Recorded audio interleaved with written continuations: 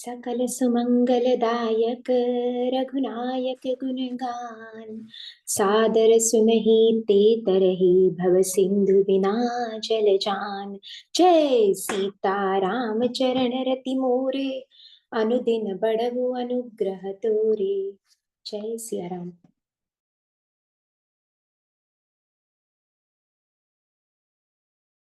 कृष्णा जी आप म्यूट पे हो। Thank you. हमने हमने अभी अभी लास्ट टाइम अपना लंका कांड चल रहा है करुणा जी, एंड दोहा हम 80 के नीचे पढ़ेंगे। एंड हमने धर्मरथ किया था, बहुत ही ब्यूटीफुल। भगवान ने हमें भी अच्छी तरह से बता दिया कि कौन सा रथ हमें यूज करना चाहिए। अब हम 80 के नीचे पढ़ेंगे। अब ये लास्ट युद्ध होने वाला है। ऐसे कहा जाता है कि भगवान श्री राम जी का एंड प्रभु राम जी का एंड रावण का युद्ध जो लास्ट में हुआ था, 7 दिन लगातार चला था, 7 दिन 7 रात, एक क्षण भी बिना रुके हुए। तो इमेजिन कीजिए कितना भयंकर युद्ध हुआ होगा। एंड तभी तो तुलसीदास जी ने 20 दोहे लिख डाले उसके लिए, सिर्फ रावण को मारने के लिए।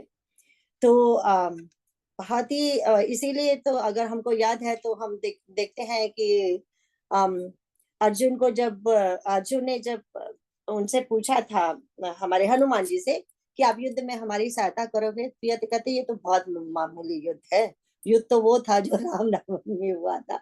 हाँ मैं आऊंगा, मैं फ्लैग पे बैठ जाऊंगा, झंडे के ऊपर बैठ जाऊंगा, ध्वजा के ऊपर बैठ जाऊंगा, एंड देन मैं वहां से आपकी मदद करूंगा, है ना। तो अब हम देखते हैं। अब ऐसे करिए बेटा, छंद से पहले पहले जो 80 के नीचे दोहे हैं ना, जस्ट उसकी हिंदी पढ़ दीजिए, फिर स्किप कर करके मैं आपको फिर बताऊंगी कहाँ पे पढ़ना है, ठीक है। हाँ जी, क्या देखिए। तो वे मारते काटते वहां से पढ़ूं या ब्रह्मा आदि देवता? 80, हाँ 80 हाँ के जी। नीचे बेटा, हाँ जी। ब्रह्मा आदि देवता और अनेकों सिद्ध तथा मुनि विमानों पर चढ़े हुए आकाश से युद्ध देख रहे हैं। शिव जी कहते हैं, हे उमा, मैं भी उस समाज में था और श्री राम जी के रणरंग रणोत्साह की लीला देख रहा था। दोनों ओर के योद्धा रण रस में मतवाले हो रहे हैं। वानरों को श्री राम जी का बल है, इसी से वे जयशील हैं, जीत रहे हैं। एक दूसरे से भीड़ते और ललकारते हैं और एक दूसरे को मसल मसल कर पृथ्वी पर डाल देते हैं। वे मारते काटते पकड़ते और पछाड़ देते हैं और सिर तोड़कर उन्हीं सिरों से दूसरों को मारते हैं। पेट फाड़ते हैं, भुजाएं उखाड़ते हैं और योद्धाओं को पैर पकड़कर पृथ्वी पर पटक देते हैं। राक्षस योद्धाओं को भालू पृथ्वी में गाड़ देते हैं और ऊपर से बहुत से बालू डाल देते हैं। युद्ध में शत्रुओं से विरुद्ध हुए वीर वानर ऐसे दिखाई पड़ते हैं मानो बहुत से क्रोधित काल हो। तो हम क्रोधित। हाँ बस यहाँ तक ही पढ़ेंगे बच्चे। तो हम देखेंगे कि ये बहुत सारे जो दोहे आगे आने वाले हैं, वहां पे बहुत बहुत भयंकर युद्ध हुआ। पहले तो हमने देखा था कि हम देखेंगे कि भगवान जी के पास रथ नहीं था ना, इसीलिए आके बोला गया था कि अम, ये इसीलिए भविष्य ने बोला था ना कि प्रभु आपके पास तो रथ नहीं है, पैदल चल रहे हो, रावण के साथ युद्ध करना है, कैसे होगा। तो जिसकी वजह से हमें विजय रथ मिला। बट फिर आगे हम देखेंगे कि अब थोड़े से देवता लोग भी शर्मिंदा हुए। अभी तक तो दिया नहीं था, रावण से भी डरते थे ना बहुत। तब फाइनली उन्होंने आके इंद्र ने अपना रथ दिया था भगवान जी को। एंड देखो भगवान जी ने पहले कहा था कि मुझे रथ नहीं चाहिए, अब फिर कैसे ले लिया, क्योंकि भगवान जो है वो तो कृपालु है, दयालु है। उनमें अहंकार का तो चिन्ह मात्र भी नहीं है। तो उन्होंने कहा ठीक है, आप देवता आए हैं देने के लिए, तो इस समय यूज कर लेते हैं। तो अब हम देखेंगे ये 84 के नीचे जो एक चौपाई है वो पढ़ेंगे बेटा, जस्ट एक ही चौपाई। 84 के नीचे हम दो तीन चौपाइयां पढ़ लेते हैं छंद से पहले पहले तक। यहाँ विभीषण सब सुधि पाई सपदि जाय रघुपति ही सुनाई नाथ करे रावण एक जागा सिद्ध बही नहीं मरही अभागा पठबहु सिर्फ ना। हिंदी पढ़ेंगे बच्चे। अच्छा हिंदी पढ़नी आई अभी थी अभी यू वांटेड टू। रामायण किया ना हमने। Okay okay. यहाँ विभीषण जी ने सब खबर पाई, सॉरी, सॉरी कृष्णा आंटी। वहां नहीं लंका में रावण मूर्छा से जागकर कुछ यज्ञ करने लगा। वह मूर्ख और अत्यंत अज्ञानी हठवश श्री रघुनाथ जी से विरोध करके विजय चाहता है। यहाँ विभीषण जी ने सब खबर पाई और तुरंत जाकर श्री रघुनाथ जी को कह सुनाई कि हे नाथ, रावण एक यज्ञ कर रहा है। उसके सिद्ध होने पर वह अभागा सहज ही नहीं मरेगा। हे नाथ, तुरंत वानर योद्धाओं को भेजिए जो यज्ञ का विध्वंस करे, जिससे रावण युद्ध में आवे। प्रातः काल होते ही प्रभु ने वीर योद्धाओं को भेजा। हनुमान और अंगद आदि सब प्रधान वीर दौड़े। वानर खेल से ही कूदकर लंका पर जा चढ़े और निर्भय रावण के महल में जा घुसे। जो ही उसको यज्ञ करते देखा, त्यों ही सब वानरों को बहुत क्रोध हुआ। उन्होंने कहा, अरे ओ निर्लज, रणभूमि से घर भाग आया और यहाँ आकर बगुले का सा ध्यान लगाकर बैठा है। ऐसा कहकर अंगद ने लात मारी, पर उसने इनकी ओर देखा भी नहीं। इस दुष्ट का मन स्वार्थ में अनुरक्त था। हाँ, बस यहाँ तक पढ़ते हैं। यहाँ पे बड़ा अच्छा बात है, हमने पहले भी ये कहा था ना, तीन जो रामचरितमानस में तीन जो ऐसे यज्ञ हैं जो विध्वंस किए गए हैं, है ना। हमने देखा था ना कौन से तीन यज्ञ विध्वंस हुए थे। एक तो सबसे पहले जो यज्ञ विध्वंस हुआ था वो किसका था? महाराज दक्ष का। हाँ, बोलिए बोलिए, म्यूट अनम्यूट करके बोल दीजिए। महाराज दक्ष का था।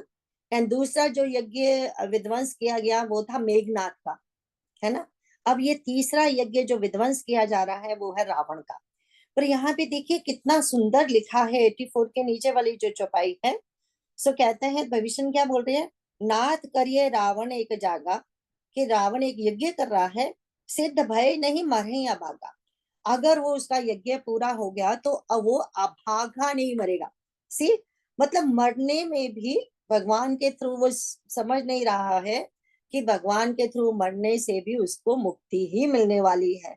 अब ये अभागा बैठ के यज्ञ क्यों कर रहा है? कितने पाप और करेगा वो, कितना और जीना चाहता है। यहाँ पे हम देखते हैं कि कहीं कहीं कहते हैं ना, नहीं रावण बहुत समझदार था। हम देखेंगे रावण वॉज बिगेस्ट तपस्वी था, योगी था, बहुत उसको हर तरह की विद्या आती थी। पर वो एस्ट्रोलॉजी में माहिर था, वो आयुर्वेदिक विद्या में माहिर था। तो कोई ऐसी विद्या नहीं थी जो रावण को नहीं आती थी। But the problem with him, जब आके वो बताती है शूर्पणखा कि ऐसे ऐसे कैसे उसने खरदूषण को मार दिया, तपस्वी हैं छोटे छोटे, तो उस समय इसके मन में आती है ना ये बात। हमने पिछली बार भी देखा था कि कहीं भगवान ही तो नहीं आ गए, है ना, मुझे मारने के लिए। फिर वो कहता नहीं नहीं, परीक्षा करके देखते हैं, ऐसे इतनी जल्दी कहाँ से मान जाऊं। अगर फिर वो वहां पे ऐसा आता है कि नहीं, मेरे से भक्ति तो नहीं होगी, भगवान के हाथों मरूंगा तो मुक्ति मिलेगी। अगर इतना ही सियाना था, मरना भी था, तो ये इतने दिन लगातार युद्ध क्यों करता रहा? वन आफ्टर नदर, वन आफ्टर नदर, कहीं तो वो कर देता। अब यज्ञ करने क्यों बैठ गया जाके? फिर युद्ध करे ना फिर लगातार। ही डजंट हैव टू, अगर इतना ही समझदार है। इसीलिए उन्होंने बोला सिद्ध भय नहीं मरिया भागा। ये शुक्राचार्य जी ने उसको बहुत पहले ये यज्ञ बताया था और कहा था अगर आप ये यज्ञ कंप्लीट कर लेते हो तो आपको कोई मार नहीं सकता, ठीक है, आप अजय हो जाओगे। अच्छा, तो ये तो भगवान की लीला रही होगी ना, इसने बाकी तो सारे यज्ञ कर दिए, सब देवता हरा दिए, सब कुछ कर दिया, बट ये यज्ञ कभी कंप्लीट नहीं किया था। तो आज इसको याद आई कि शुक्राचार्य जी ने मुझे एक यज्ञ करने के लिए कहा था कि अगर मैं वो करूंगा तो अजय हो जाऊंगा, तो चलो जाके यज्ञ करते हैं। बट हम देखेंगे इसके बाद बहुत सारी चौपाइयां ऐसी आती हैं, तो ये भविष्य बोलते हैं कि देखिए जाके प्रभु उसको हटाइए, वो अभागा मरेगा नहीं इतनी जल्दी, अदरवाइज अजय हो जाए। देखो, इसका मतलब ये नहीं है, एक बात और देखिए, इसका मतलब ये नहीं है कि वो जानते ही नहीं है ये प्रभु है। भगवान कोई ना कोई तरीका फिर भी ढूंढ लेंगे उसको मारने का। ये तो जो भी हो रहा है भगवान की लीला है, प्ले कर रहे हैं भगवान, है ना। तो परंतु फिर भी रिमेम्बर नाउ, भगवान जी हमेशा जो जो उसको वरदान मिले हैं उन वरदानों का की लाज रख रहे हैं, जैसे हनुमान जी ने रखी थी, है ना। कि अगर कोई इतनी तपस्या करके वरदान पाता है, अगर उसको उस वरदान को झूठा कर दिया जाए तो उस वरदान का कोई मतलब ही नहीं रहा।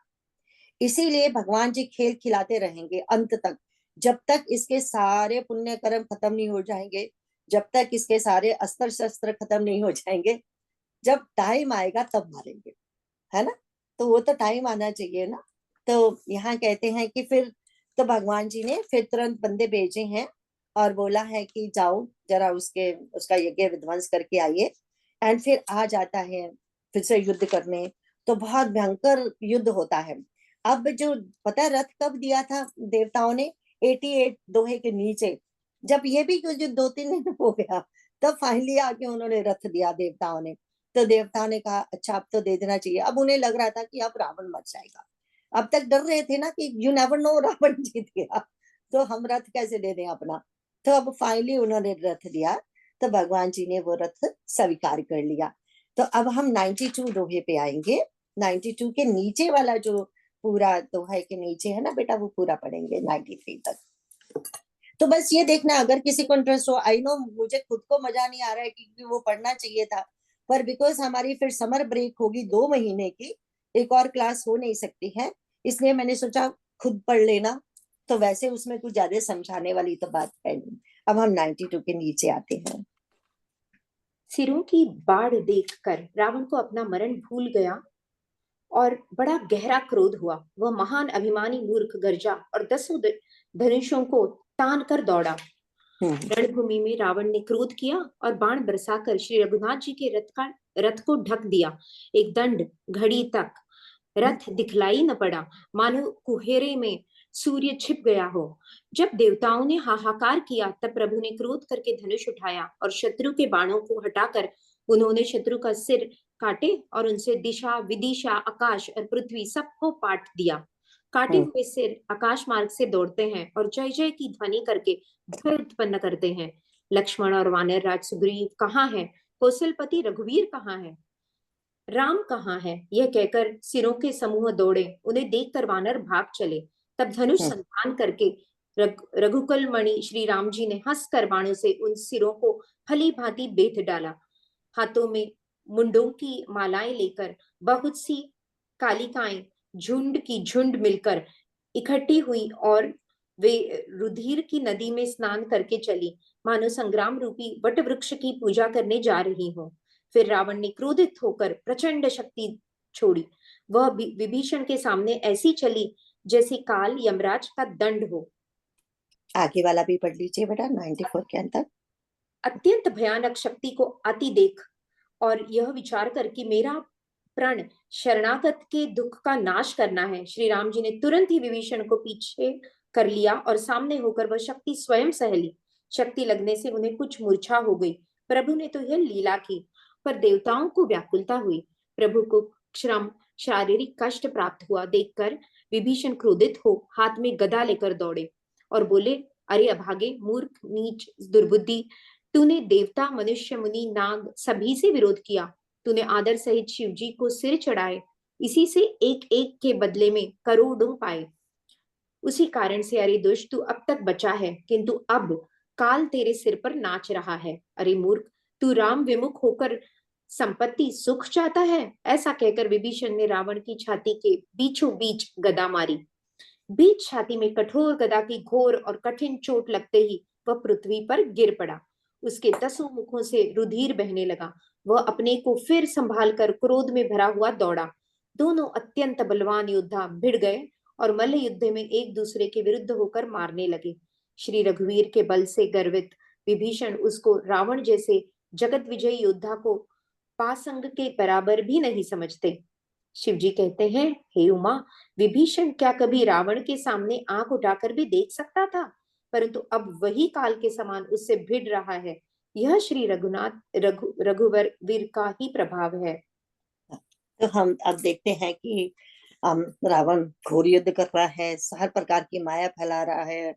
तो अब उसने सोचा, अब भविष्य सामने आ गए। उसने सोचा पहले तो भविष्य को ही खत्म करता हूँ, क्योंकि ये सारे हमारे घर के भेद भी दे रहा है और ये दुश्मनों से मिल रहा है। पहले तो खुद ही लात मार के उसको निकाल दिया था घर से कि जाओ उनकी सेवा में जाओ, तुम जिनको अच्छा समझते हो। अब देखो, अब गुस्सा आ रहा है क्योंकि अब सब मर चुके हैं ना। तो अब मारना चाहता है। तो भगवान जी ने वो शक्ति अपने ऊपर ले ली। अब फिर देखो यहाँ पे तो लिख भी दिया गया है, तुलसीदास जी बता रहे हैं कि भगवान जी ने क्या लीला की कि उनको मूर्छा आ गई। अदरवाइज वो शक्ति का कोई महत्व नहीं है ना। फिर तो ऐसे हुआ कि वो शक्ति कोई चीज ही नहीं है। जो उनके पास वो अस्त्र है, ये शक्ति, राइट।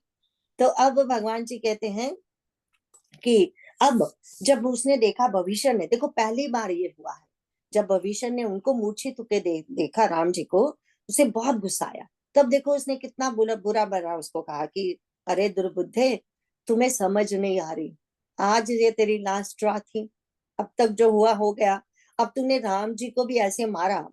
तो कहते हैं कि ये आज तक तूने जो भी वरदान पाए थे, तपस्या पाई थी, समझ लिया आज तेरा फल पूरा हो गया, बस हो गया काम। तो वो कहते हैं कि तो उस फिर देखो खुद जाके कैसे युद्ध करने लगा। ये तो कभी वही बता रहे हैं ना भगवान शिव माँ को कि ये कभी हो ही नहीं सकता था कि वो रावण की तरफ ऐसा देखे। और हम देखेंगे कहीं भी किसी भी रामायण में हमें ये नहीं मिलेगा कि भविष्य जी ने स्वयं कोई युद्ध किया है। ऐसा नहीं था कि वो बलशाली नहीं थे, बट वो एक भक्त थे, वो घर पे बैठ के राज्य देखते थे, वो युद्ध करने के लिए नहीं जाते थे। तो यहाँ हम वही शिव जी भोलेनाथ बता रहे हैं कि ये देखिए जरा कि यहाँ अगर वो उसकी इतनी हिम्मत हो गई है युद्ध करने की, भगवान जी से भिड़ने की, तो ये क्या हो सकता है, एक ही चीज हो सकती है ना, दैट मीन्स ये भगवान के प्रताप का फल है ना। एक्चुअली एक्चुअली जो बल है वो किसका है, जैसे हनुमान जी ने कहा था ना इनको सुंदरकांड में रावण को कि जो तू जिसके छोटे से बल से तूने चराचर जीत रखा है, उसका मैं दूत हूँ। अब ये देखो ये बंदा किसका है, भविष्य जी किसके हो गया, उस बल के। तो बल अपने आप आएगा। इसके बाद अब हम 95 के नीचे पढ़ेंगे, 96 तो है तक। क्षण भर के लिए वह अदृश्य हो गया, फिर उस दुष्ट ने अनेकों रूप प्रकट किए। श्री रघुनाथ जी की सेना में जितने रीछ वानर थे, उतने ही रावण जहां तहां चारों ओर प्रकट हो गए। वानरों ने अपरिमित रावण देखे, भालू और वानर सब जहां तहां इधर उधर भाग चले। वानर धीरज नहीं धरते। हे लक्ष्मण जी, हे रघुवीर, बचाइए बचाइए, यूं पुकारते हुए वे भागे जा रहे हैं। दसों दिशाओं में करोड़ों रावण दौड़ते हैं और घोर कठोर भयानक गर्जन कर रहे हैं। सब देवता डर गए और ऐसा कहते हुए भाग चले कि हे भाई, अब जय की आशा छोड़ दो। एक ही रावण ने सब देवताओं को जीत लिया था, अब तो बहुत से रावण हो गए। इससे अब पहाड़ की गुफाओं का आश्रय लो, अर्थात उनमें छिप रहो। वहां ब्रह्मा, शंभु और ज्ञानी मुनि ही डटे रहे, जिन्होंने प्रभु की कुछ महिमा जानी थी। जो प्रभु का प्रताप जानते थे, वे निर्भय डटे रहे। वानरों ने शत्रुओं बहुत से रावणों को सच्चा ही मान लिया। इससे सब वानर भालू विचलित होकर हे कृपालु रक्षा कीजिए यूं पुकारते हुए भय से व्याकुल होकर भाग चले। अत्यंत बलवान रण बांकुरे हनुमान जी अंगद, नील और नल लड़ते हैं और कपट रूपी भूमि से अंकुर की भांति उपजे हुए कोटि कोटि योद्धा रावणों को मसलते हैं। देवताओं और वानरों को विकल देखकर कौशलपति श्री राम जी हंसे और शांग धनुष पर एक बाण चढ़ाकर माया के बने हुए सब रावणों को मार डाला। यहाँ से हमें एक और स्टोरी याद आ रही है ना, किसकी स्टोरी याद आ रही है, दुर्गा ना माँ, रक्त बीज की, है ना। रक्त बीज के एक एक उसकी रक्त की बूंद से कैसे राक्षस बनते जा रहे थे। तो यहाँ देखो इसको कितनी अच्छी माया आती है, करोड़ों रावण बना दिए उसने। तो बानर बानर भालू सब घबरा गए कि एक से तो हम, एक ने तो इतना करके रखा था त्रास सारी त्रिलोकी में, ये करोड़ों वानरों को कैसे सहे हम। अब एक बात तो और यहाँ से एक बार फिर से समझ लेनी है, जहाँ पे जो देवता बार बार बोला जा रहा है, वो देवता कौन है, जो पांच देव हमें पता है ना, पांच देव मुख्य हैं। वो हमेशा तेरे क्या बोलते हैं उसको, तेरे त्रिकालज्ञ होते हैं, सर्वज्ञ होते हैं। वो है, वो उसमें कौन कौन आता है, उसमें मैया आती है, भगवान शिव आते हैं, गणपति जी आते हैं, सूर्य देव आते हैं और विष्णु भगवान आते हैं। वो पांच मुख्य देवता हैं, ठीक है। इसके बाद जो हमारे इंद्र आदि देवता, वो सारे देवता हैं, ठीक है। तो ये जो देवता हैं, एक तरफ तो देवता, रिमेम्बर इस समय दो देहधारी, दो तनुधारी बने हुए हैं। एक तरफ तो वो देवताओं के रूप में है, एक वो ही देवताओं ने के अंश से कौन, ये बानर और भालू पैदा हुए हैं, रिमेम्बर। सो इस समय जो सारे देवता दो तनुधारी हैं, और दोनों ही घबरा गए, बानर भालू भी घबराए हुए हैं और ऊपर खड़े बानर्स भी देवता भी घबराए हुए हैं। तभी यहाँ पे कहा ना, तो कौन नहीं घबराए, ब्रह्मा शंभु और ज्ञानी मुनि ही डटे रहे। उसका मतलब ये है कि ये जो त्रिकालज्ञता है, सर्वज्ञता जो है, वो जो उन्होंने मुनि की बात की ना, किन में होती है? योगियों में वो योग बल से आती है, भक्तों में वो भक्ति के बल से, प्रभु की कृपा से आती है, ऋषियों में वो तपोबल से आती है। और कई बार इनमें वो जो योग्यता होती है वो देवताओं से भी बढ़कर होती है। इसीलिए मनुष्य जन्म को देवताओं से भी एक्चुअली बड़ा माना जाता है। इनमें इतनी शक्ति है कि इंद्र आदि देवताओं से भी ज्यादा बड़े हो सकते हैं, अपनी तपस्या के बल से, योग बल से, या फिर भक्ति के बल से। राइट? तो ये समझना है। अब यहाँ देखते हैं, दोहा है, सुर बानर देखे विकल, हंस्यो कौशलाधीश। अब बताइए, भगवान की हंसी क्या होती है? भगवान की हंसी को क्या बोला जाता है? हम हमेशा देखते हैं ना, माया। भगवान जब हंसते हैं ना, तो समझ लो कुछ गड़बड़ करने वाले हैं, है ना? तो वो तो फिर माया में बस फंसाने ही वाले हैं। अब ये जो है, जिसने करोड़ों बानर बना दिए, वो सब कर रहा है, वो किसको माया दिखा रहा है? अपनी मायापति को। जो माया हर सेल्फ है, जो उसके उनके पति को ये माया दिखा रहा है। तो भगवान हंसे, चलो कोई बात नहीं, अभी तेरा टाइम नहीं आया, इसलिए लीला करते जाते हैं हम। तो अब भगवान का हास्य उनकी योग माया है। अब भगवान ने कहा, आ जाओ जरा योग माया जी, इधर आइए, जरा हटाइए ये सबको। तो एक तीर चलाया तो देखो अंधकार खत्म हो गया। और फिर क्या हुआ आगे? 97 तक पढ़ लेते हैं बच्चे। प्रभु ने क्षण भर में सब माया काट डाली, जैसे सूर्य के उदय होते ही अंधकार की राशि फट जाती है, नष्ट हो जाती है। अब एक ही रावण को देखकर देवता हर्षित हुए और उन्होंने लौटकर प्रभु पर बहुत से पुष्प बरसाए। श्री रघुनाथ जी ने भुजा उठाकर सब वानरों को लौटाया। तब वे एक दूसरे को पुकार पुकार कर लौट आए। प्रभु का बल पाकर ऋक्ष वानर दौड़ पड़े, जल्दी से कूदकर वे रणभूमि में आ गए। देवताओं को श्री राम जी की स्तुति करते देखकर रावण ने सोचा, मैं इनकी समझ में एक हो गया, परंतु इन्हें यह पता नहीं कि इनके लिए मैं एक ही बहुत हूँ। और कहा, अरे मूर्ख, तुम तो सदा के ही मेरे मरैल, मेरी मार खाने वाले हो। ऐसा कहकर वह क्रोध करके आकाश पर देवताओं की ओर दौड़ा। देवता हाहाकार करते हुए भागे। रावण ने कहा, दुष्टों, मेरे आगे से कहाँ जा सकोगे? देवताओं को व्याकुल देखकर अंगद दौड़े और उछल कर रावण का पैर पकड़कर उन्होंने उसको पृथ्वी पर गिरा दिया। उसे पकड़कर पृथ्वी पर गिराकर लात मारकर बालीपुत्र अंगद प्रभु के पास चले गए। रावण संभल कर उठा और बड़े भयंकर कठोर शब्द से गरजने लगा। वह दर्प करके 10 धनुष चढ़ाकर उन पर बहुत से बाण संधान करके बरसाने लगा। उसने सब योद्धाओं को घायल और भय से व्याकुल कर दिया और अपना बल देखकर वह हर्षित होने लगा। तब श्री रघुनाथ जी ने रावण के सिर, भुजाएं, बाण और धनुष काट डाले, पर वे फिर बहुत बढ़ गए, जैसे तीर्थ में किए हुए पाप बढ़ जाते हैं, कई गुना अधिक भयानक फल उत्पन्न करते हैं। अब हम देखते हैं कि कितना अच्छा है ना। अब रावण को थोड़ा हारता देख, थोड़ा कमजोर होता देख, देवता लोग बड़े हर्षित हो रहे हैं। क्योंकि रिमेम्बर, कितने करोड़ों रावण थे, तो राम जी, आई मीन देवता लोग सब घबरा गए थे। वो तो जब राम जी का बाण चला, तो जब सारा धुआं हटा, जब वो सारे रावण गायब हो गए, तब देवता प्रसन्न हो गए।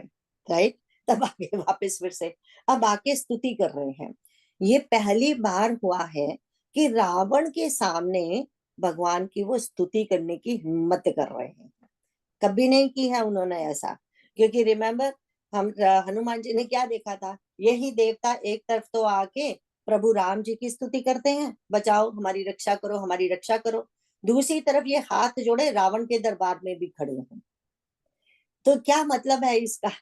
इसका मतलब ये है, हमारे अंदर की ही जो दुर्गत, क्या बोलते हैं वो, आसुरी संपत्ति एंड दैवी संपत्ति है ना, वो हम कभी कभी आसुरी संपत्तियों के आगे भी आराम से घुटने टेकते हैं। हमारा वो जो क्या कहते हैं ना, हर चीज बड़ी सिलेक्टिव होती है। कि कभी कभी तो हम बड़े देवता बने होते हैं, और कभी कभी हम जब कुछ स्वार्थ मन में आ जाता है, तब हम अपने घुटने टेक देते हैं अपने ही, अपनी जो हमारी आसुरी संपत्ति है उसके आगे, है ना। तो यहाँ देखते हैं कि पहली बार उन्होंने रावण के सामने जरा स्तुति की है, तो अब क्या हुआ, अब उसने कहा कि ऐसा करता हूँ, अभी राम जी को तो मैं ठिकाने लगा नहीं पा रहा हूँ, तो पहले जरा देवताओं को ठिकाने लगाता हूँ। तो अब देवताओं को उन्होंने उनकी तरफ देख के चिंगाड़ा, ये वो बोला कि यू नो व्हाट, अभी मैंने आज दिन तक आपने मेरे से मार खाई ही खाई है, इतनी आपकी हिम्मत होगी मेरे सामने इस तपस्वी को तुम उसकी प्रशंसा कर रहे हो। तो कहता पहले तुम लोगों को ठीक करता हूँ।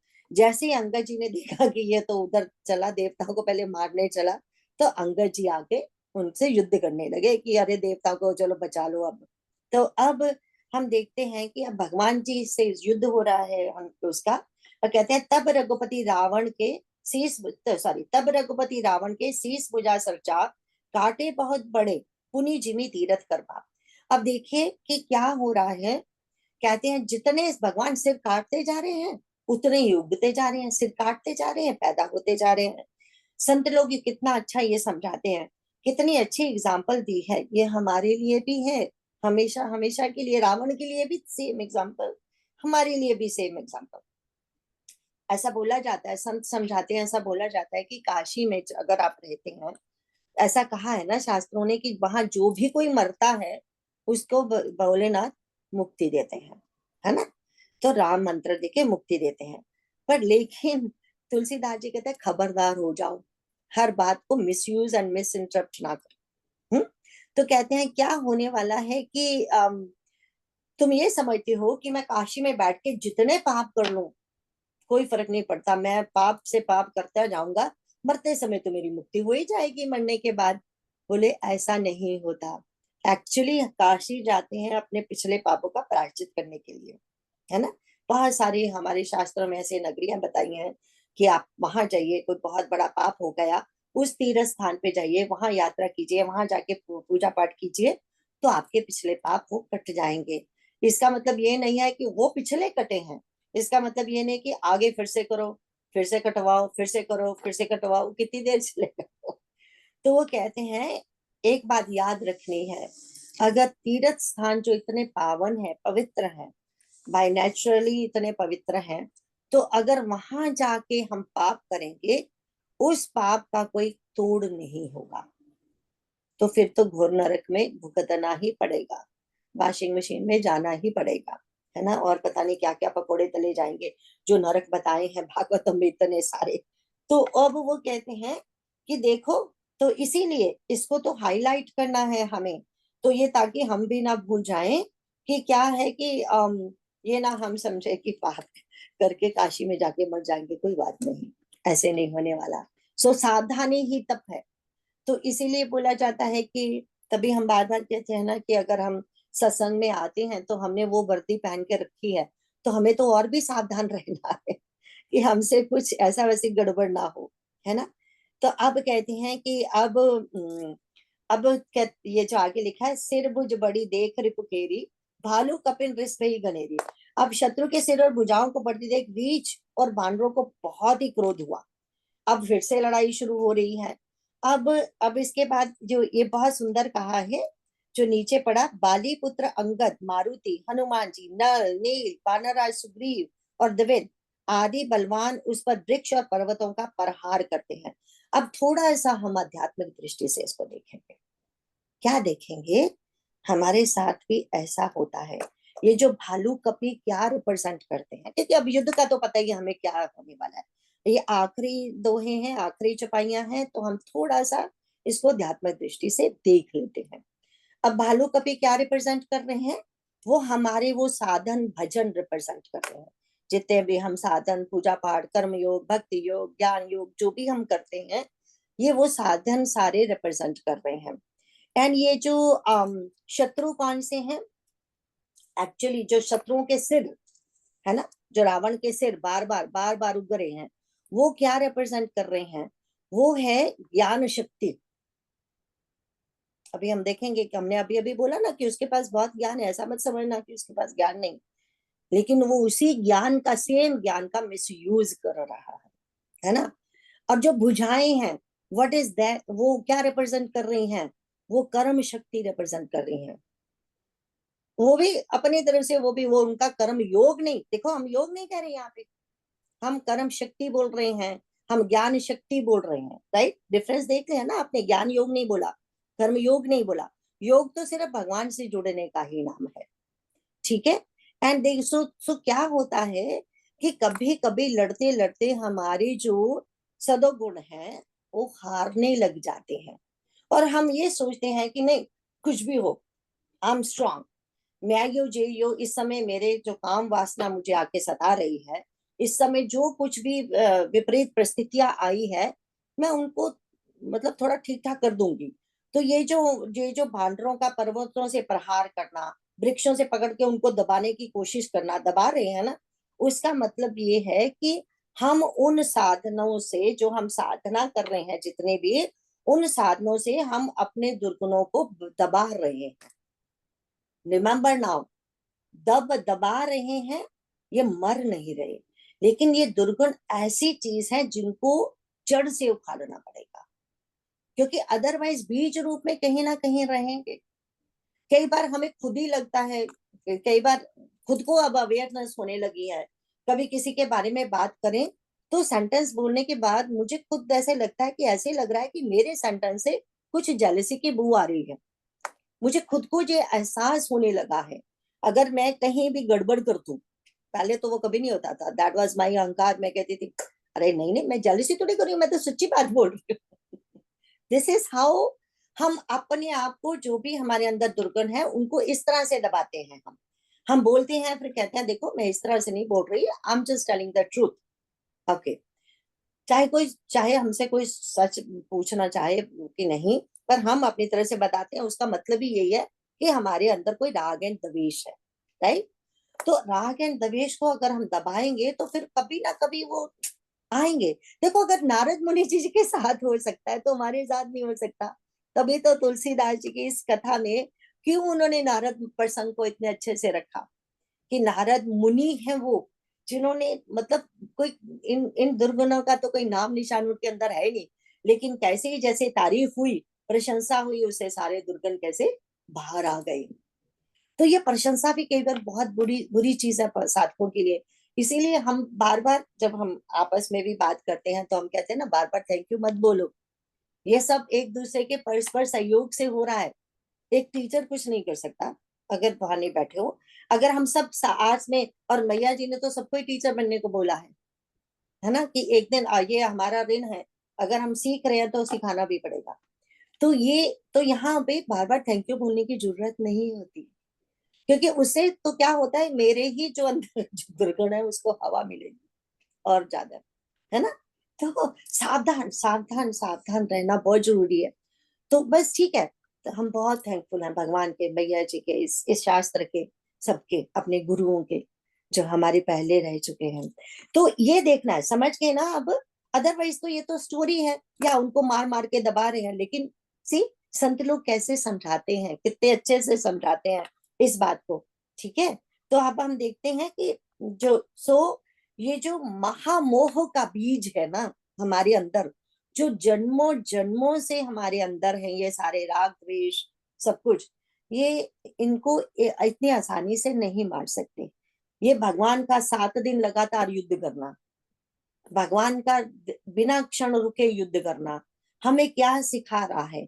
यही सिखा रहा है, ये मत सोचना कभी भी कि बुराई की जीत नहीं होती, बुराई की भी बार बार जीत होती है, लेकिन फिर भी हमें उत्साह से उसको लड़ते रहना है ना। एकदम से हम पुराने संस्कारों को खत्म नहीं कर सकते, उसके लिए भी हमें समय चाहिए।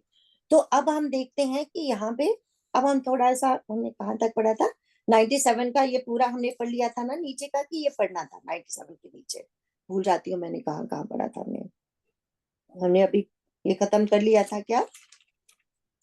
97 करने का 97 के नीचे पढ़िए फिर प्लीज। शत्रु के शत्रु के सिर और भुजाओं की बढ़ती देखकर रिच वानरों को बहुत ही क्रोध हुआ। यह मूर्ख भुजाओं के और सिरों के कटने पर भी नहीं मरता। ऐसा कहते हुए भालू और वानर योद्धा क्रोध करके दौड़े। बालीपुत्र अंगद, मारुति, हनुमान जी, नल, नील, वानर राज, सुग्रीव और द्विविद आदि बलवान उस पर वृक्ष और पर्वतों का प्रहार करते हैं। वह उन्हीं पर्वतों और वृक्षों को पकड़कर वानरों को मारता है। कोई एक वानर नखों से शत्रु के शरीर को फाड़कर भाग जाते हैं, तो कोई उसे लातों से मारकर, तब नल और नील रावण के सिरों पर चढ़ गए और नखों से उसके ललाट को फोड़ने लगे। खून देखकर उसे हृदय में बड़ा दुख हुआ। उसने उनको पकड़ने के लिए हाथ फैलाए, पर वे पकड़ में नहीं आते, हाथों के ऊपर ऊपर ही फिरते हैं, मानो दो भौरे कमलों के वन में विचरण कर रहे हो। तब उसने क्रोध करके उछल कर दोनों को पकड़ लिया। पृथ्वी पर पटकते समय वे उसकी भुजाओं को मरोड़कर भाग छूटे। उसने क्रोध करके हाथों में 10 धनुष लिए और वानरों को बाणों से मारकर घायल कर दिया। हनुमान जी आदि सब वानरों को मूर्छित करके और संध्या का समय पाकर रावण हर्षित हुआ। समस्त वानर वीरों को मूर्छित देखकर रणधीर जामवान दौड़े। जामवान के साथ जो भालू थे वे पर्वत और वृक्ष धारण किए रावण को ललकार ललकार कर मारने लगे। बलवान रावण क्रोधित हुआ और पैर पकड़ पकड़ कर वो अनेकों योद्धाओं को पृथ्वी पर पटकने लगा। जामवन ने अपने दल का विध्वंस देखकर क्रोध करके रावण की छाती में लात मारी। छाती में लात का प्रचंड आघात लगते ही रावण व्याकुल होकर रथ से पृथ्वी पर गिर पड़ा। उसने 20 हाथों में भालुओं को पकड़ रखा था, ऐसा जान पड़ता था मानो रात्रि के समय भौरे कमलों में बसे हुए हों। उसे मूर्छित देखकर फिर लात मारकर रक्षराज जामवान प्रभु के पास चले गए। रात्रि जानकर सारथी रावण को रथ में डालकर उसे होश में लाने का उपाय करने लगे। मूर्छा दूर होने पर सब रीछ वानर प्रभु के पास आए। उधर सब राक्षसों ने बहुत ही भयभीत होकर रावण को घेर लिया।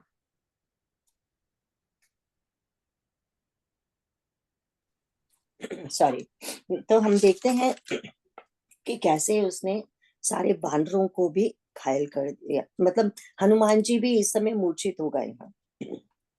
तो अब जामवान एक बचे थे जो भालू थे, और जामवान जी ने अब रावण को घायल किया है, ठीक है। एंड और जब व्याकुल होकर पृथ्वी पर गिर पड़ा तो उसके 20 हाथ में भुजाओं को पकड़ रखा था। ऐसा जान पड़ता था मानो रात्रि के समय भोरे कपड़ों में बसे हुए हैं, क्योंकि वो बांदरों को पकड़ के ऐसे बैठा हुआ है ना। अब कहते हैं कि अब ये देखिए, ये जो अब यहाँ पे एक बात लिखी थी ना कि रात के समय कैसे उसका, प्रदोष के समय उसका बल बढ़ गया। अगर हम ये सिर्फ ये कहने की बात नहीं है, कथा की बात नहीं है। जो काम वासनाएं क्या होती हैं, ये जो सारे दोष हैं, ये रात को ज्यादा सताते हैं, है ना।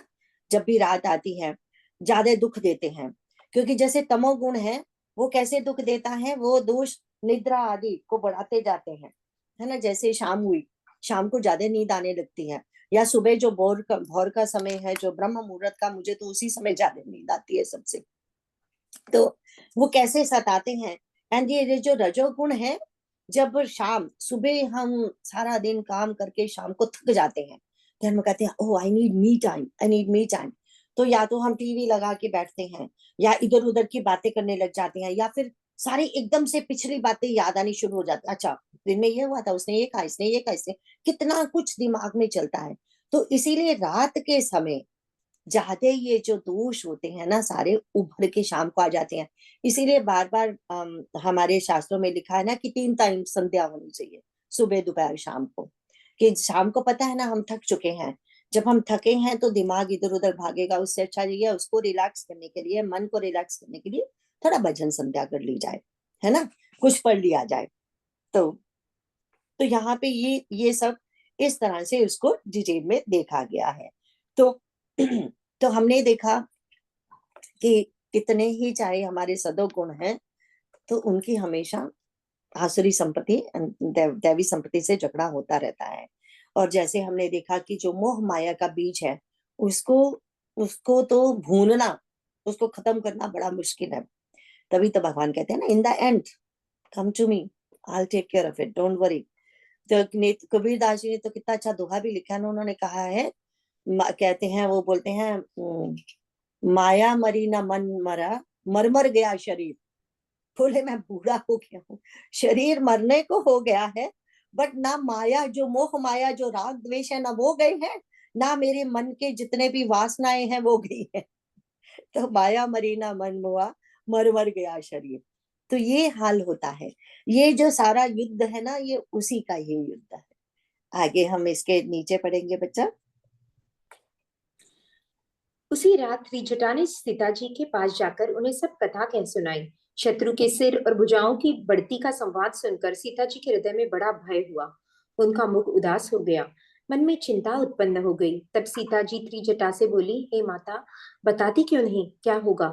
संपूर्ण विश्व को दुख देने वाला यह किस प्रकार मरेगा? श्री रघुनाथ जी के बाणों से सिर कटने पर भी नहीं मरता। विधाता सारे चरित्र विपरीत उल्टे ही कर रहा है। सच बात तो यह है कि मेरा दुर्भाग्य ही उसे जिला रहा है, जिसने मुझे भगवान के चरण कमलों से अलग कर दिया है। जिसने कपट का झूठा स्वर्ण मुरुग बनाया था, वही दैव अभी भी मुझ पर रूठा हुआ है। जिस विधाता ने मुझसे दुस्सह दुख सहन कराए और लक्ष्मण को कड़वे वचन कहलाए, जो रघुनाथ जी के विरह रूपी बड़े विषैले बाणों से तक तक कर मुझे बहुत बार मार कर अब भी मार रहा है, और ऐसे दुख में भी जो मेरे प्राणों को रख रहा है, वही विधाता उस रावण को जिला रहा है, दूसरा कोई नहीं। कृपा निधान श्री राम जी की याद कर करके जानकी जी बहुत प्रकार से विलाप कर रही हैं। त्रिजटा ने कहा, हे राजकुमारी सुनो, देवता का शत्रु रावण हृदय में बाण लगते ही मर जाएगा, परंतु प्रभु उसके हृदय में बाण इसलिए ही मारते कि उसके हृदय में जानकी जी आप बसती हैं। वे यही सोचकर रह जाते हैं कि इसके हृदय में जानकी का निवास है, जानकी के हृदय में मेरा निवास है, और मेरे उदर में अनेकों भुवन है। अतः रावण के हृदय में बाण लगते ही सब भुवनों का नाश हो जाएगा। यह वचन सुनकर सीता जी के मन में अत्यंत हर्ष और विषाद हुआ। देखकर त्रिजटा ने फिर कहा, हे सुंदरी, महान संदेह का त्याग कर दो। अब सुनो, शत्रु इस प्रकार मरेगा। सिरों के बार बार काटे जाने से जब वह व्याकुल हो जाएगा और उसके हृदय से तुम्हारा ध्यान छूट जाएगा, तब सुजान अंतर्यामी श्री राम जी रावण के हृदय में बाण मारेंगे। हाँ, बस यहाँ तक के पढ़ेंगे। तो अब हम देखते हैं कि उधर माता व्याकुल हो रही हैं कि इतना युद्ध भयंकर युद्ध हो रहा है। और फिर ये त्रिजटा थी, ये आके हाल सुनाती रहती थी ना युद्ध का भी माँ को। हमने सुंदरकांड में देखा है, माता सीता त्रिजटा को बोलती हैं, आप मेरी विपत्ति की साथी हैं, है ना। तो जब खुशी होती है तब तो बहुत साथी होते हैं, लेकिन बोलती है आप तो विपत्ति की मेरे लिए माँ माँ है, मेंबर उनको माँ बुलाती हैं ये। तो अब उनको वो पूछ रही है कि ये मरता क्यों नहीं, ये मेरे ही, अगर उसके इतने सिर बढ़ते जा रहे तो मेरा ही दुर्भाग्य होगा, क्योंकि मेरा शायद दुर्भाग्य का अभी मेरा वो जो साढ़े सती है वो खत्म नहीं हुई, है ना। उनका ये मतलब है, शनि की जो साढ़े सती होती है। तो अब लेकिन कितनी अच्छी बात देखो वो बता रही है त्रिजटा। त्रिजटा कह रही है, जानकी मीन रावण का ध्यान देखिए, इतना भयंकर युद्ध हो रहा है, सब कुछ हो रहा है, लेकिन उसका जो ध्यान है वो हर समय माता सीता की तरफ है। इट्स लाइक ऑलमोस्ट लाइक उसने जो लो जगह के यहाँ रखी है वो सीता है। तो अब अध्यात्म रामायण में ऐसा आता है कि इवन जब इस ये चुरा के लाया था ना माँ को, ऐसे बाकी रामायण में तो लिखा ना ऐसे पकड़ के उसको घसीट के उसने रथ पे बिठाया, ऐसे नहीं बिठाया था, क्योंकि ये तो जगत जननी है। अगर जगत जननी ना भी हो, उसको ये पता था ये जो सती औरतें हैं इनमें इतनी वो शक्ति होती है कि उनको छूने से वो भस्म हो जाता। माँ ने कहा भी है सुंदरकांड में, माँ ने बोला अगर मेरी मतलब इच्छा हो, हम्म, तो मैं तुम्हें आज ही भस्म कर दूंगा, मैं करना नहीं चाहती, मैं चाहती मेरे पति आगे तुम्हें राज्य खाए, है ना। तो यहाँ पे फिर वो पता कैसे कहते हैं, उसने अपने नखों से वो धरती ऐसे काट ली थी, माँ जहाँ पे खड़ी थी, तो फिर उसको वो ऐसे उठा के अपने रथ पे बिठाया था उन्होंने, ऐसे लिखा है वहां पे। तो अब ये जो माँ है, अब कह रही है कि मरता क्यों नहीं, तो तब त्रिजटा बता रही है कि तुम्हारा ही तो ध्यान करता रहता है वो हर समय, तो इसीलिए नहीं मर सकता। अब देखो, अगर ये बात आती है ना कि वो भगवान के वो जो हृदय में मारेगा तो सारे लोग खत्म हो जाएंगे, देखो भगवान एंड मैया को कुछ नहीं होगा, वो तो जगत जननी है, जगत जननी है दोनों जने प्रभु। बट लेकिन फिर सारे बिफोर द प्रलय सब प्रलय हो जाएगा, तो भगवान वो भी नहीं चाहते ना कि रावण के हृदय में अगर लगेगा तो प्रलय से पहले ही सारी प्रलय हो जाएगी। इसका मतलब ये नहीं कि भगवान खत्म हो जाएंगे, ये मतलब कहीं नहीं है इसका, ठीक है, ये ध्यान रखना है जरा बात को, इस बात को। तो वो समझ लिया कि तुम चिंता मत करो, जिस समय वो जिस क्षण वो जरा सा व्याकुल हुआ, उसी क्षण उसको तीर से मार दिया जाएगा। तो ये उनको बता रही है। अब हम बेटा आएंगे, अब हम फिर से ये छोड़ देंगे, ये जो सारे आगे वाले हैं, अब हम शुरू करेंगे। ये छंद के नीचे शुरू कर देते हैं, ये जो 101 दोहे के ऊपर छंद के नीचे शुरू करते हैं, उनके बीच कोशरा राज सुंदर श्याम शरीर।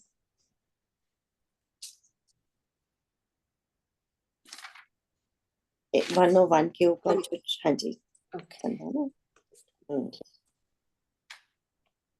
101 के ऊपर ना कृष्णा आंटी? हाँ जी, 101 के ऊपर छंद उनके के नीचे से कर। उनके बीच में कौशल राज का सुंदर श्याम शरीर ऐसी शोभा पा रहा है मानो ऊंचे तमाल वृक्ष के लिए अनेक इंद्रधनुषों की श्रेष्ठ बाढ़ घेरा बनाई गई हो। प्रभु को देखकर देवता हर्ष और विषादयुक्त हृदय से जय जय जय ऐसा बोलने लगे। तब श्री रघुवीर ने क्रोध करके एक ही बाण से निमेष मात्र में रावण की सारी माया हर ली। माया दूर हो जाने पर वानर भालू हर्षित हुए और वृक्ष तथा पर्वत ले लेकर सब लौट पड़े। श्री राम जी ने बाणों के समूह छोड़े, जिनसे रावण के हाथ और सिर फिर कट कट कर पृथ्वी पर गिर पड़े। श्री राम जी और रावण के युद्ध का चरित्र यदि सैकड़ों शेष, सरस्वती, वेद और कवि अनेक कल्पों तक गाते रहे तब भी वे उसका पार नहीं पा सकते। उसी चरित्र के कुछ गुणगण मंद बुद्धि तुलसीदास ने कहे हैं, जैसे मक्खी भी अपने पुरुषार्थ के अनुसार आकाश में उड़ती है। तो हम यहाँ तक पहले पढ़ेंगे। ओ सॉरी, एक और दोहा है, हाँ जी पढ़ लीजिए वो भी। सिर और भुजाएं बहुत बार काटी गई, फिर भी वीर रावण मरता नहीं। प्रभु तो खेल कर रहे हैं, परंतु मुनि, सिद्ध और देवता उस क्लेश को देखकर प्रभु को क्लेश पाते समझ कर व्याकुल हैं। हाँ, तो यहाँ पे हमने जो जो छोड़ा है थोड़ा सा उसका बता देती हूँ, हमने क्या क्या छोड़ा है। हमने छोड़ा है फिर एक बार ये रावण जो है शक्ति लक्ष्मण जी को मारता है। लक्ष्मण जी को शक्ति, वही शक्ति जैसे उसके पास शक्ति थी ना मेघनाथ के पास, एक शक्ति इसने अभी मारी थी जो राम जी ने अपने ऊपर ले ली थी, एक शक्ति लक्ष्मण जी को फिर से लगती है। लक्ष्मण जी मूर्छित होते हैं।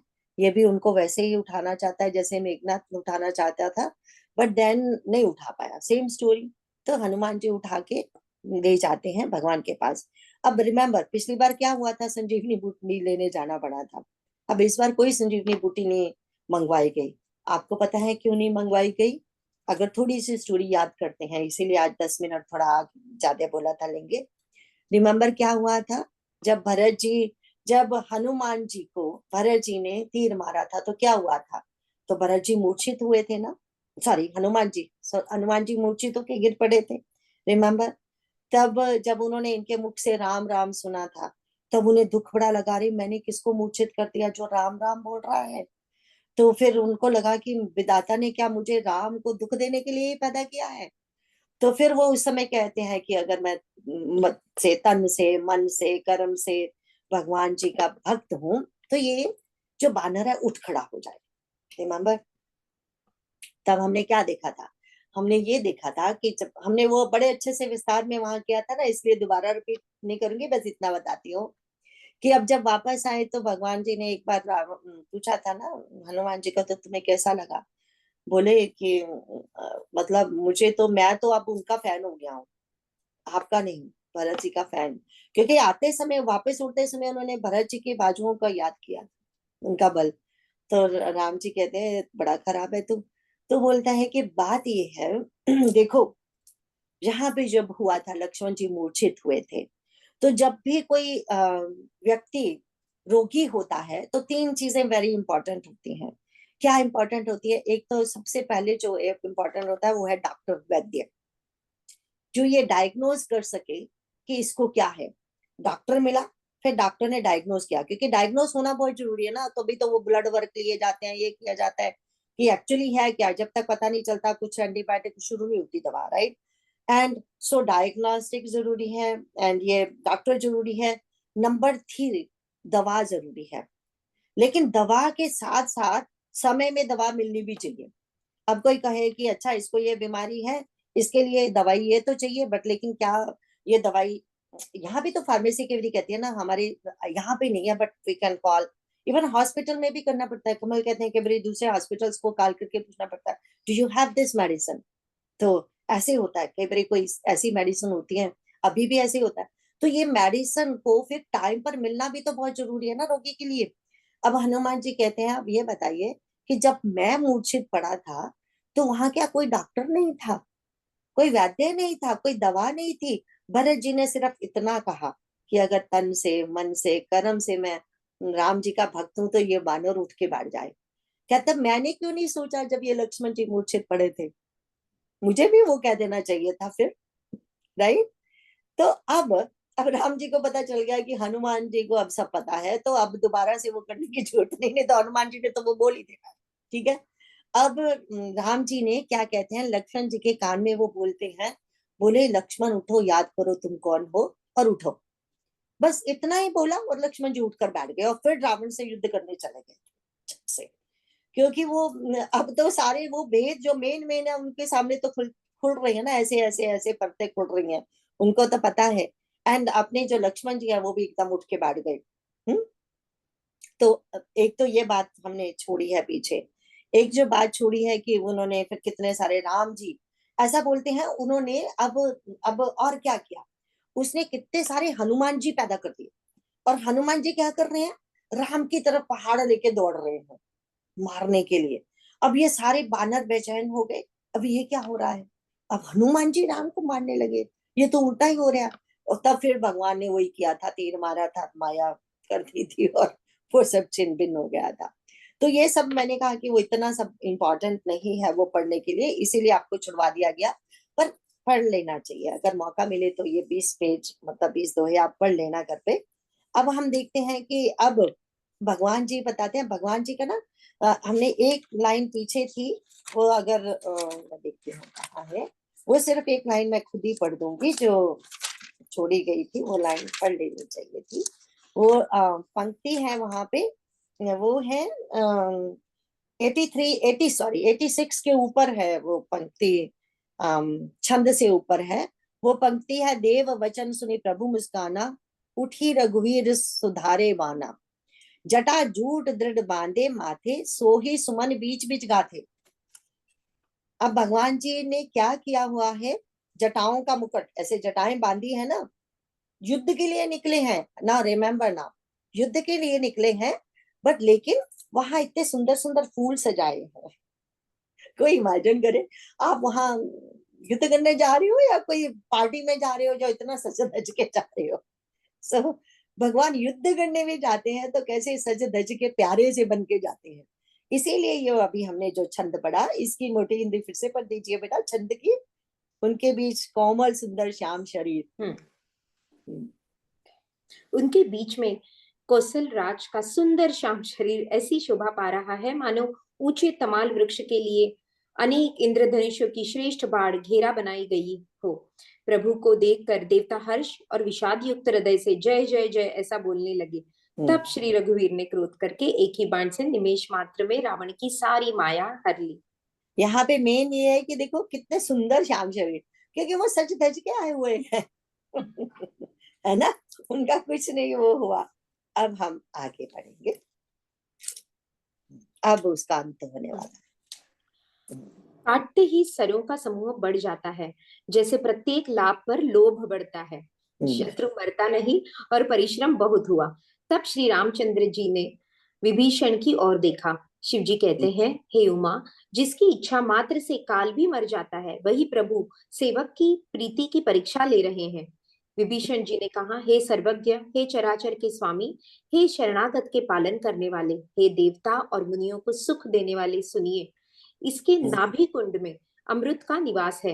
हे नाथ, रावण उसी के बल पर जीता है।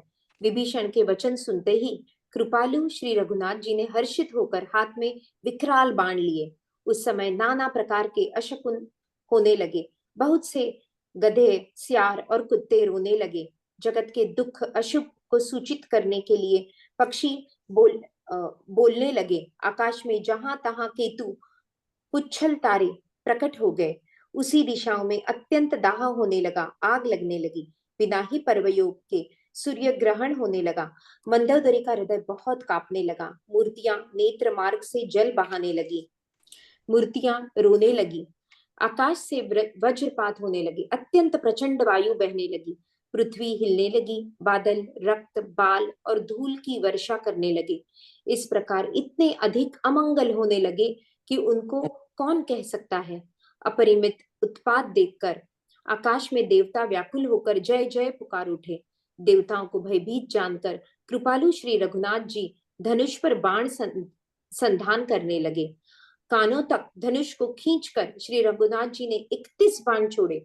वे श्री रामचंद्र जी के बाण ऐसे चले मानो काल सर्प हो। हाँ, तो अब हम यहाँ देखते हैं।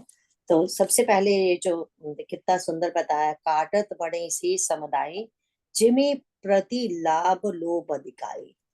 जैसे जैसे हमें किसी चीज में लाभ होता जाता है ना, तो हमें लोभ बढ़ता जाता है। इसीलिए जुए को कितना बुरा माना जाता है कि जैसे ही जुआ कोई खेलने लगता है, जैसे ही जीतने लगता है, वो और खेलेगा और खेलेगा और खेलेगा।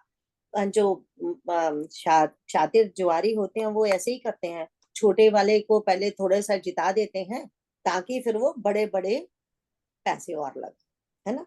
इसी तरह से हमें पता है कि युधिष्ठिर को शकुनी ने हराया था, है ना, वो सब करके।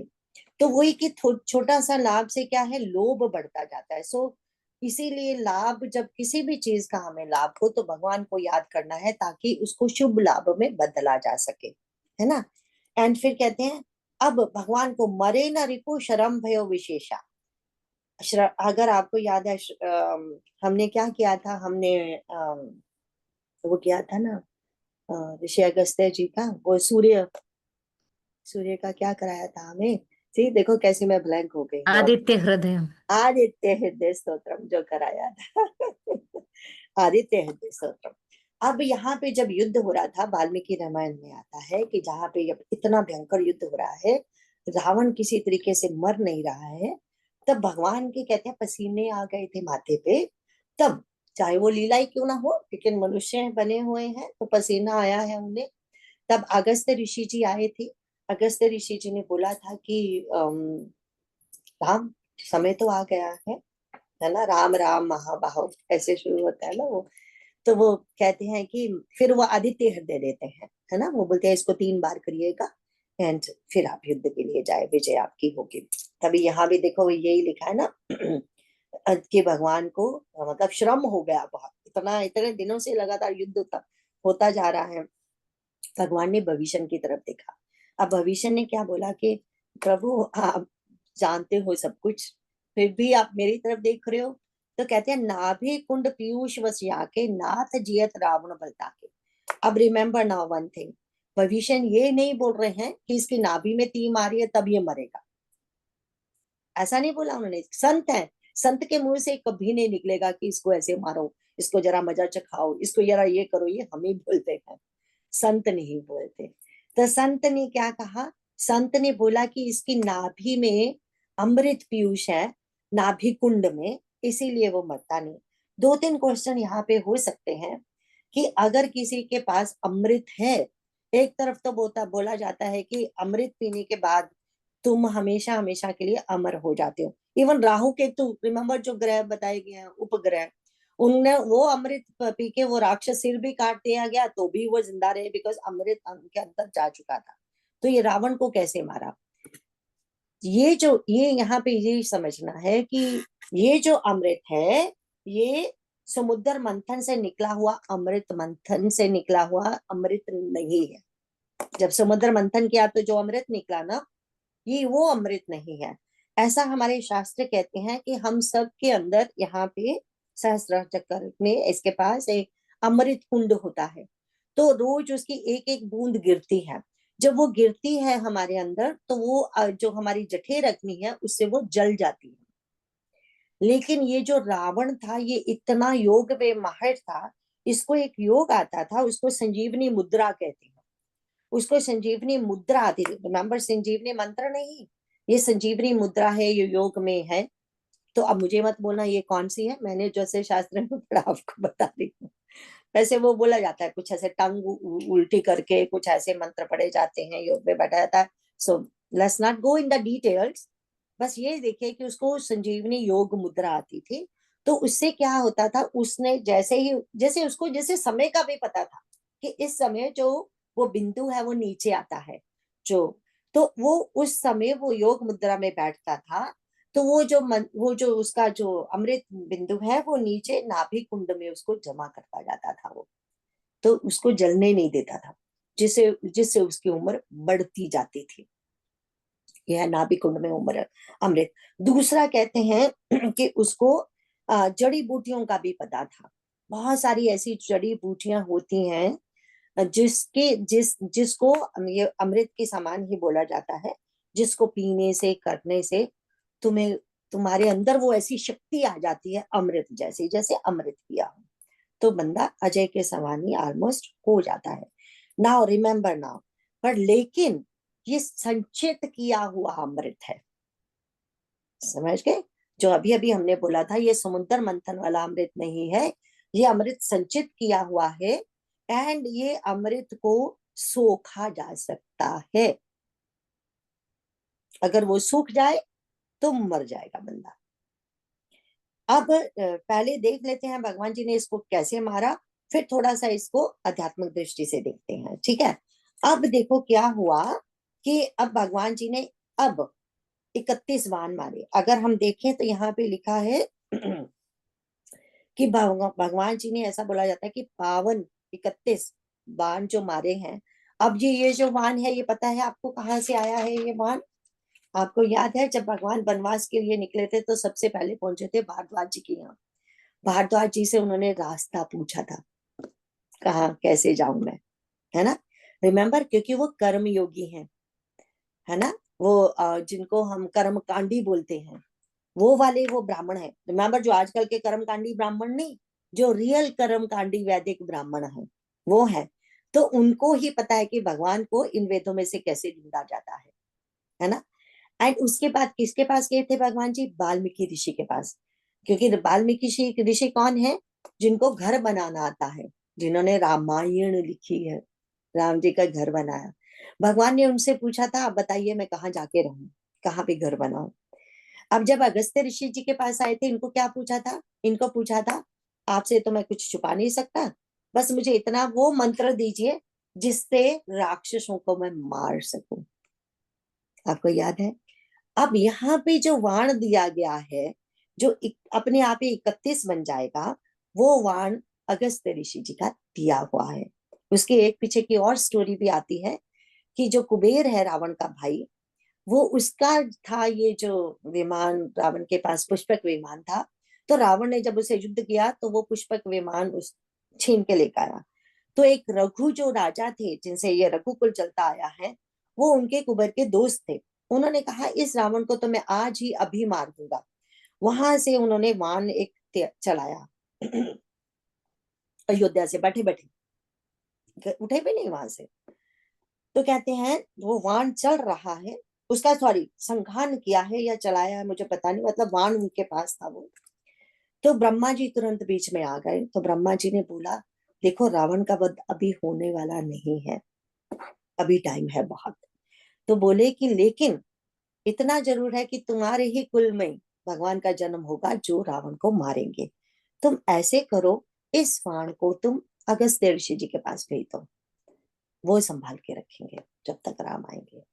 तो ये मंत्र, वहां से ये बाण की स्टोरी वो है। अब भगवान जी ने 31 बाण मारे हैं। तो 31 बाण कहाँ पे मारे? रिमेम्बर, 10 सिर हैं, 20 भुजाएं हैं, एंड एक नाभि, उस पे मारा है बाण।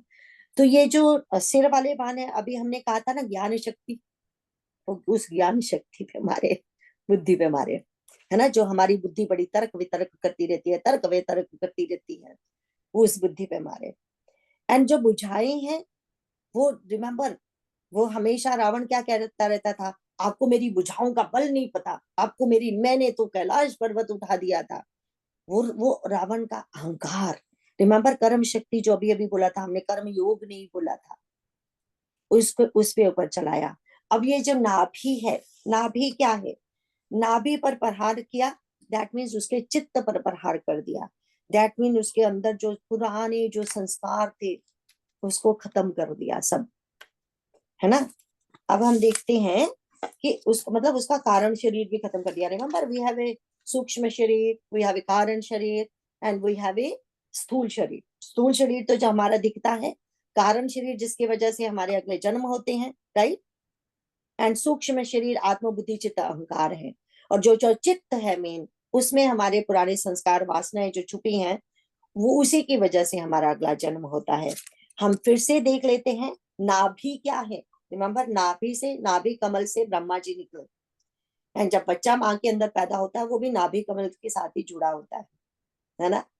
तो अब क्या होता है, नाभि से ही हमारे जो सारी जो वृत्तियां हैं उसका उद्गम होता है। उसको वृत्तियों का उद्गम स्थान बोला जाता है, नाभि को, ठीक है, चित्त का स्थान बोला जाता है। अब ये जो दशशीष क्या है, हमारी जो 10 इंद्रियां हैं, है ना। रिमेम्बर, वो 20 हो जाता है ना।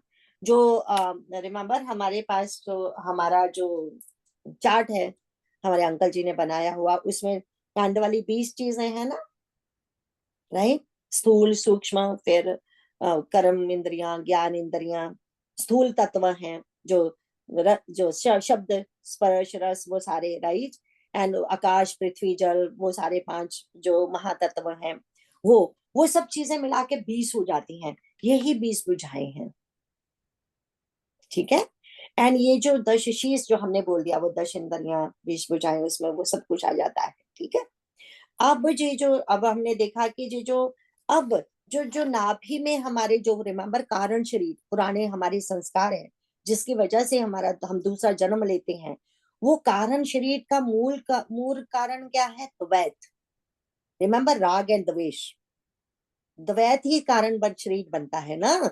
अगर खत्म हो गया, अगर हमारा इसी जन्म में भगवान की कृपा से हमारे सारे द्वंद खत्म हो गए, लाभ हानि, जय प्रजय, जो क्रोध है, वो सब जितने भी हमारे द्वैत है जो हमारे अंदर, अगर इसी जन्म में खत्म हो गए, तब तो हमें जीते जी ही मुक्ति मिल गई ना।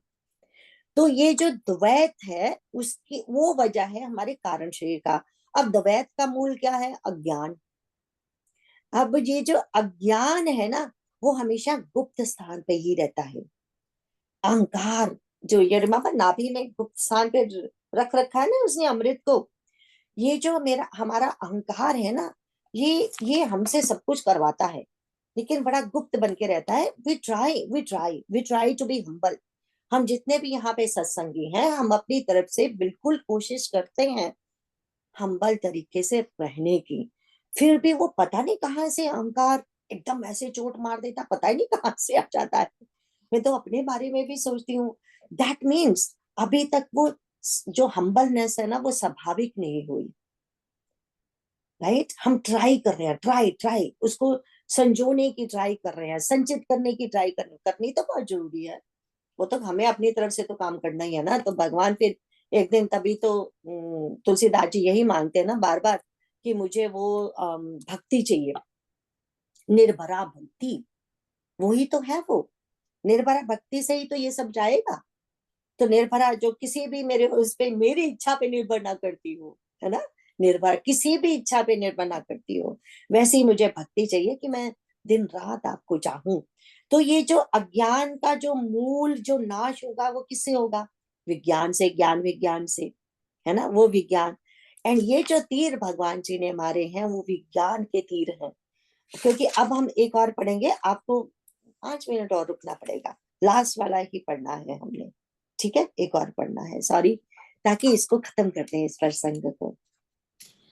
एक दो बाण ने या जी। एक बाण ने नाभि के अमृत कुंड को सोख लिया। दूसरे 30 बाण कोप करके उसके सिरों और भुजाओं में लगे। बाण सिरों और भुजाओं को लेकर चले। सिरों और भुजाओं से रहित रुंड धड़ पृथ्वी पर नाचने लगा। धड़ प्रचंड वेग से दौड़ता है, जिससे धरती धंसने लगी। तब प्रभु ने बाण मारकर उसको 2 टुकड़े कर दिए। मरते समय रावण बड़े घोर शब्द से गरज कर बोला, राम कहाँ है, मैं ललकार कर उनको युद्ध में मारूं। रावण के गिरते ही पृथ्वी हिल गई। समुद्र, नदियां, दिशाओं के हाथी और पर्वत क्षुब्ध हो उठे। रावण धड़ के दोनों टुकड़ों को फैलकर भालू और वानरों के समुदाय को दबाता हुआ पृथ्वी पर गिर पड़ा। रावण की भुजाओं और सिरों को मंदोदरी के सामने रखकर राम बाण वहां चले, जहां जगदीश्वर श्री राम जी थे। सब बाण जाकर तर्कस में प्रवेश कर गए। यह देखकर देवताओं ने नगाड़े बजाए। रावण का तेज प्रभु के मुख में समा गया। यह देखकर शिवजी और ब्रह्मा जी हर्षित हुए। ब्रह्मांड भर में जय जय की ध्वनि भर गई। प्रबल भुजदंडों वाले श्री रघुवर वीर की जय हो। देवता और मुनियों के समूह फूल बरसाते हैं और कहते हैं कृपालु की जय हो, मुकुंद की जय हो, जय हो। हे कृपा के कुंद, हे मोक्षदाता मुकुंद, हे राग द्वेष हर्ष शोक जन्म मृत्यु आदि द्वंद्वों के हरने वाले, हे शरणागत को सुख देने वाले प्रभु, हे दुष्ट दल को विदीर्ण करने वाले, हे कारणों के भी परम कारण, हे सदा करुणा करने वाले, हे सर्वव्यापक विभो, आपकी जय हो। देवता हर्ष में भरे हुए पुष्प बरसाते हैं। घमाघम नगाड़े बज रहे हैं। रणभूमि में श्री रामचंद्र जी के अंगों ने बहुत से कामदेवों की शोभा प्राप्त की। सिर पर जटाओं का मुकुट है, जिसके बीच बीच में अत्यंत मनोहर पुष्प शोभा दे रहे हैं। मानो नीले पर्वत पर बिजली के समूह सहित नक्षत्र सुशोभित हो रहे हैं। श्री राम जी अपने भुजदंडों से बाण और धनुष फिरा रहे हैं। शरीर पर रुधिर के कण अत्यंत सुंदर लगते हैं, मानो तमाल के वृक्ष पर बहुत सी ललमुनिया चिड़िया अपने महान सुख में मग्न हुई निश्चल बैठी हो।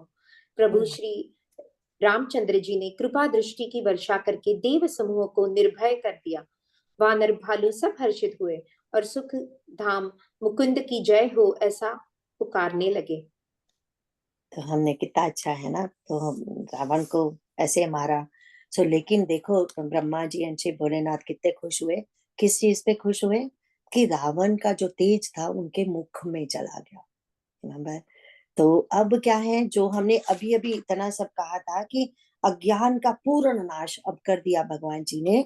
अब फिर वो अपने आप भगवान के साथ मिल जाएगा ना। अज्ञान ही तो हमारा कारण शरीर होता है, एंड अज्ञान ही चला गया, उसको खत्म कर दिया। एंड ये हमने कहा था ना कि यहाँ पे जो रावण बना था वो प्रताप भानु बना था। उसकी एक ही इसमें मतलब एक ही बार उसको रावण बनना था, एक ही बार उसको राक्षस बनना था। यहाँ पे उसकी मुक्ति हो गई। इसको कई कई संत लोग इसे सायुज्य मुक्ति कहते हैं, कई संत लोग इसे सारूप्य मुक्ति बोलते हैं, क्योंकि भगवान ने अपने मुख में समा लिया ना। इसका कई कई संत लोग इसका मतलब लेते हैं कि अपना मुखिया बना लिया। दैट मीन्स सारूप अपना सारूप्य अपना पार्षद बना लिया, सारूप्य मुक्ति दे दी। कई कहते हैं कि अंदर अगर चला गया तो सायुज्य मुक्ति मिल गई, है ना। सो उसमें हमें क्या लेना, मुक्ति मिल गई उसको, बस हम इतना देख रहे हैं कि रावण को भी मुक्ति मिल गई। एंड फिर यहाँ जय जयकार बुलाई जा रही है, तो हम भी जरा जोर से बोल देंगे।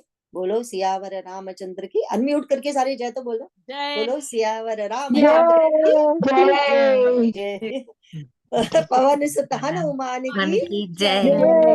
बोलो भी सब संतन की जय। उमापति महादेव देव की की जय। जय। तो हम जय। जय करके होपफुली एक दिन भगवान हमारे ऊपर भी जय करेंगे। That's a main thing. हमारे हमारे दुष्प्रवृत्तियों पे भी जय करेंगे। और आप सबका बहुत बहुत धन्यवाद। आप सबकी वजह से मुझे सत्संग मिलता है, एंड जो संतों से सीखा था, जो संतों से पढ़ा, वही आपके साथ शेयर किया है। मेरा अपना तो कुछ भी नहीं है ना। और वो भी बिकॉज आप सब हो, तो उससे के लिए मुझे बार बार पढ़ना पड़ता है, फिर वो सब करना पड़ता है। और आप ही की वजह से फिर मैं राम में हो जाती हूँ। है ना, कितनी अच्छी बात है। तो आप सबका दिल से धन्यवाद, कोटि कोटि धन्यवाद, है ना। बहुत बहुत धन्यवाद। हमारा भी थैंक यू आपका। हम हर बार नई चीज सीखते हैं आपसे रामायण में। रामायण तो बचपन से पढ़ रहे हैं, लेकिन हर बार कुछ नया रहता है आपके पास। तो हम क्या करेंगे अब, सॉरी 2 महीने का हमें ब्रेक लेना है, जुलाई या अगस्त, क्योंकि क्या होता है कि सब लोग वेकेशन पे चले जाते हैं। मैं भी पूरा जुलाई मिड अगस्त तक काफी बिजी हूँ। तो हम वापस जो लॉन्ग वीकेंड है उसके बाद वापस आएंगे, यहीं से शुरू करेंगे। हो सके तो आगे के थोड़े से 10-15 दोहे पढ़ के आना, अगर हो सके तो। आपकी मर्जी है, 2 महीने है। हमें जो मैया जी ने होमवर्क दिया है वो मैं आपको बता देती हूँ। मैया जी ने जो मुझे कहा था, हम सबको कहा था, हमने पहले भी क्लास में किया है, कि एक बार सिर्फ हिंदी पढ़ लो, पूरी रामचरितमानस की हिंदी पढ़ लो। अगर आप 20 पेज रोज के पढ़ोगे तो ये मतलब 1.25 महीने में खत्म हो जाएगी। वैसे तो 1 महीने का वहां लिखा हुआ है ना, एक महीने को इसको कैसे खत्म करना है, किसी किसी दिन बहुत पेज हो जाते हैं। तो इसीलिए मैंने जैसे पढ़ा था, मैं आपको बताती हूँ कि मैंने फिर 20 पेज रख लिए थे कि 20 पेज रोज के अगर मैं पढ़ूंगी तो खत्म हो जाएगा। सुंदरकांड एक ही बार में कर लिया था। तो ये सब ऐसे अगर आप कर लोगे तो प्रभु की बहुत कृपा होगी। अपनी तरफ से कोशिश करना, बाकी ऐसा नहीं है कि यू मस्ट डू इट।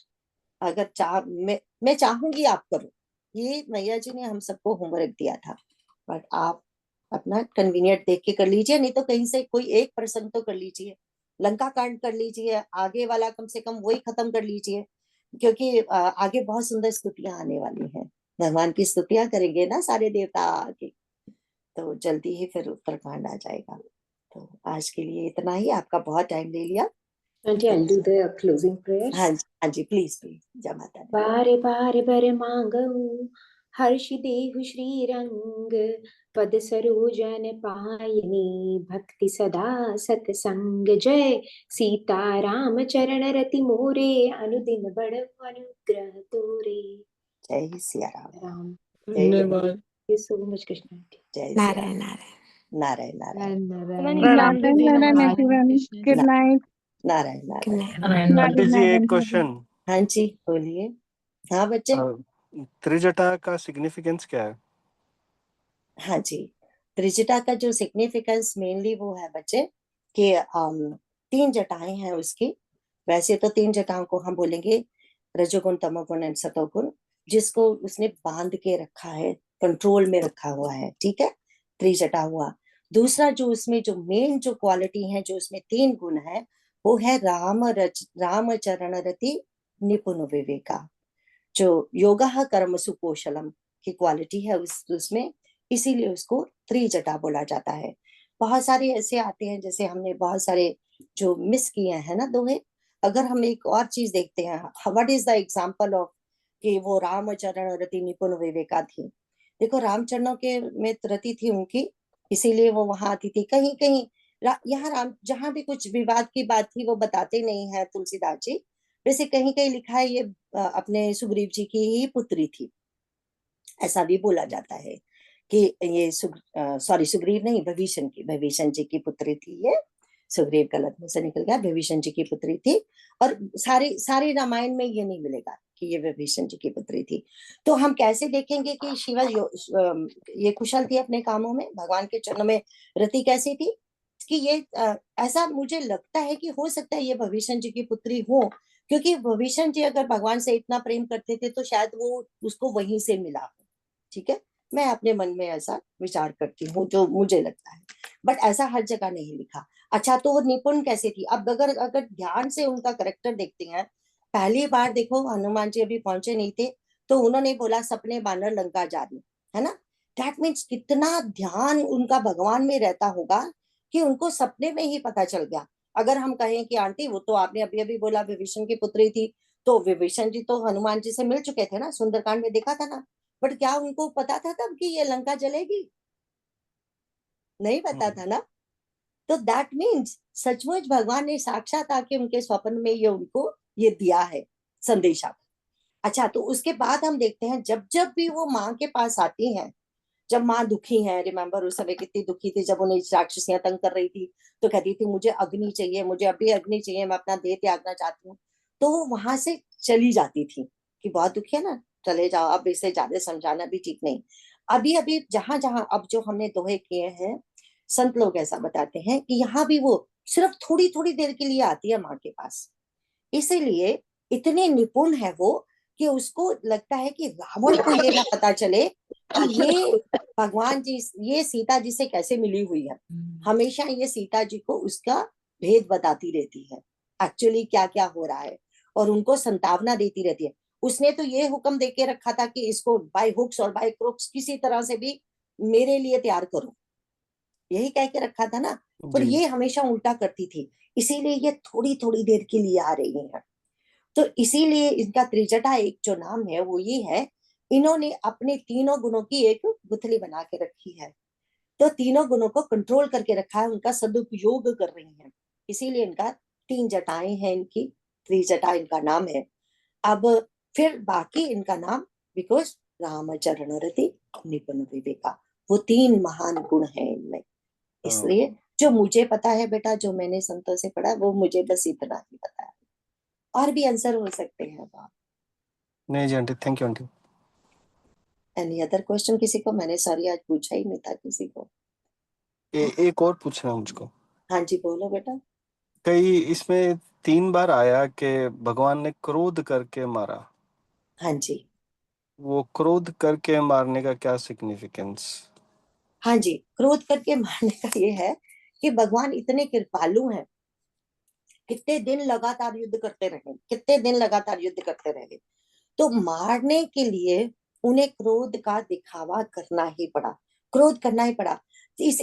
अगर आप देखें तो ये जो एक बार ये प्रश्न युधिष्ठिर एंड पार्वती में हुआ था, जब जब ये दोबारा जब ये जुए में हारे थे, तो उनको जब ये दिया गया था ना वनवास दोबारा, तो युधिष्ठिर ने ये प्रश्न बेटा, सॉरी पार्वती बोल रही हूँ, द्रौपदी से किया था।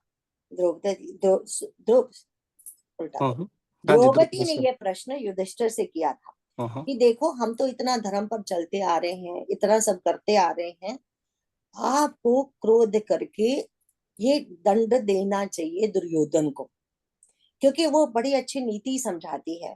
वो कहती है क्षमा एंड क्रोध एक राजा के गहने होते हैं, दोनों चीजें उसके पास होनी चाहिए, तभी राज्य चलता है। तो उसके लिए वो एक कथा भी सुनाती हैं उनको, एक जो हमारे हमेशा है ना, कि फिर उसके लिए ये कथा सुनाई जाती है उसके लिए, क्योंकि इसलिए कि राजा का क्रोध इसलिए जरूरी है दंड देने के लिए। बिना क्रोध आए हम दंड भी दे नहीं सकते, एंड जो दंड देना है, लेकिन जो भगवान का क्रोध वो ऐसा क्रोध होता है कि अंदर प्रेम होता है, बाहर से दंड देना में क्रोध करना दिखाना बहुत जरूरी है।